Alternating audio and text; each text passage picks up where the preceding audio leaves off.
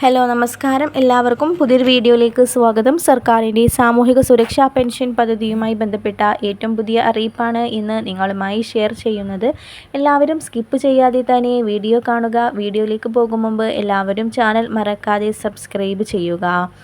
വിവിധ സ്കീമുകളിലായി 5 സാമൂഹിക സുരക്ഷാ പെൻഷൻ കൈപ്പറ്റുന്ന 55 ലക്ഷത്തോളം വരുന്ന ആളുകൾക്കും അതുപോലെ തന്നെ സർക്കാർ സഹായത്തോടുകൂടി വിതരണം ചെയ്യുന്ന ക്ഷേമനിധി ബോർഡ് വഴി പെൻഷൻ സ്വീകരിക്കുന്ന 5 ലക്ഷത്തോളം വരുന്ന ആളുകൾക്കും 2025 വർഷത്തിലെ ആനുകൂല്യ വിതരണം പ്രഖ്യാപിച്ച സാഹചര്യത്തിലും ഈ വർഷം മുതൽ പെൻഷൻ പുനർക്രമീകരിക്കുകയും ചെയ്യുന്നതിൻ്റെ ഭാഗമായി എല്ലാ വർഷവും തനത് പെൻഷൻ കൃത്യമായി വിതരണം ചെയ്യുന്നതിനും അതുപോലെ ഈ സാമ്പത്തിക വർഷം തന്നെ കുടിശ്ശിക പെൻഷൻ പൂർണ്ണമായും വിതരണം ചെയ്യുന്നതിനും വേണ്ടിയുള്ള നടപടികൾ സർക്കാരിൻ്റെ ഭാഗത്തു നിന്നും ആരംഭിച്ചു കഴിഞ്ഞു.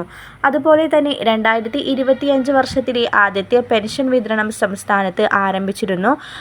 ഈ ഒരാഴ്ചക്കുള്ളിൽ തന്നെ പെൻഷൻ വിതരണം പൂർത്തിയാക്കും. ഒട്ടുമിക്ക എല്ലാ ആളുകൾക്കും തന്നെ പെൻഷൻ തുക എത്തിയിട്ടുണ്ട്. ജനുവരി മാസത്തിലെ പെൻഷൻ തുകയോടൊപ്പം 1600 രൂപ കൂടി ചേർത്ത്, അതായത് ഒരു കുടിശ്ശിക പെൻഷനും കൂടി ചേർത്ത് 3200 രൂപയായിരുന്നു 62 ലക്ഷത്തോളം വരുന്ന പെൻഷൻ ഗുണഭോക്താക്കൾക്കും ലഭിച്ചിരുന്നത്. ഒരുവിധം എല്ലാ ആളുകൾക്കും പെൻഷൻ തുക എത്തിയിട്ടുണ്ട്. ഇനി ചില ആളുകൾക്ക് പെൻഷൻ എത്തിയിട്ടില്ല എന്ന് അറിയാൻ കഴിഞ്ഞു. ചില ആളുകൾ മസ്റ്ററിങ് ചെയ്യാത്തതിൻ്റെയോ അതുപോലെ തന്നെ നിങ്ങളുടെ സാക്ഷ്യപത്രങ്ങളുടെ സമർപ്പിക്കാത്തതിൻ്റെയോ ഒക്കെ കാരണം കൊണ്ട് ചില ആളുകൾക്ക് പെൻഷൻ മുടങ്ങിയിട്ടുണ്ട്. അതുപോലെ തന്നെ മറ്റൊരു പ്രധാനപ്പെട്ട അറിയിപ്പ്, ബജറ്റിൽ ക്ഷേമ പെൻഷൻ തുക വർദ്ധിപ്പിക്കാൻ സർക്കാർ തീരുമാനിക്കുന്നുണ്ട്. പെൻഷൻ മുടങ്ങിയത് കഴിഞ്ഞ ലോക്സഭാ തിരഞ്ഞെടുപ്പിലും ഉപതിരഞ്ഞെടുപ്പിലും ഉണ്ടായ തിരിച്ചടി മറികടക്കാൻ വേണ്ടിയിട്ടായിരുന്നു.